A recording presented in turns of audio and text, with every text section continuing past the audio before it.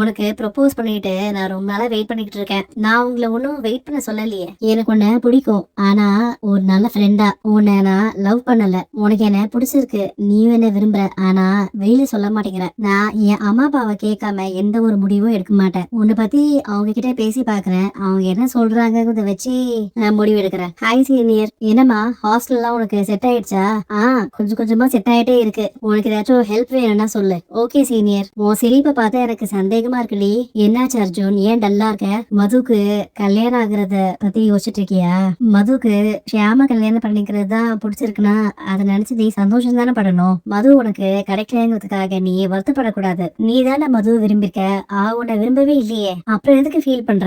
இனிமேல் நான் எப்படி அந்த ஆபீஸ்க்கு போய் ஒர்க் பண்ண போறேனே தெரியலமா. இதெல்லாம் நீ ஒரு அனுபவமா எடுத்துக்கணும்பா. கடவுள் உனக்குன்னு ஒரு பொண்ணை வச்சிருப்பாரு. நீ அந்த பொண்ணை தேடு. இல்லைன்னா அந்த பொண்ணு கூட உன்னை தேடி வர வாய்ப்பு இருக்கு. நீ மதுவோட வெட்டிங்க அட்டென்ட் பண்ணிட்டு வா போ. இந்த கிஃப்ட அவகிட்ட கொடுத்துரு. என்னம்மா இது? நீ அவளுக்கு ஆசையா ஒரு கோல்ட் ரிங் வாங்கினல, அதுதான். என்னோட வெட்டிங்க்கு நீ வரமாட்டேன்னு நினைச்ச அர்ஜுன், ஆனா நீ வந்திருக்கியே, பரவாயில்ல, தேங்க்ஸ். இப்படி சோகமா மூஞ்சி வச்சுக்கிறதுல எனக்கு பிடிக்காது. நீ கொஞ்சம் கேஷுவலா இரு. நான் எப்பயுமே உனக்கு ஒரு பாஸா தான் நடந்திருக்கேன். ஆனா நீ தப்பா புரிஞ்சுக்கிட்டே என்ன லவ் பண்ண ஆரம்பிச்சிருக்க. எல்லாத்தையும் மறந்துடலாம். ஷியாம் எங்க அம்மா அப்பாவோட சாய்ஸ். அவர் ஒரு பெர்ஃபெக்ட் ஜென்டில்மேன். எனக்கு அவரை ரொம்ப பிடிச்சிருக்கு. நீயும் சீக்கிரமா ஒரு நல்ல பொண்ணா பார்த்து கல்யாணம் பண்ணிக்கோ. இந்த ரிங்க வாங்கிக்கோ மது. இல்ல அர்ஜுன், இந்த ரிங் எனக்கு வேண்டாம்.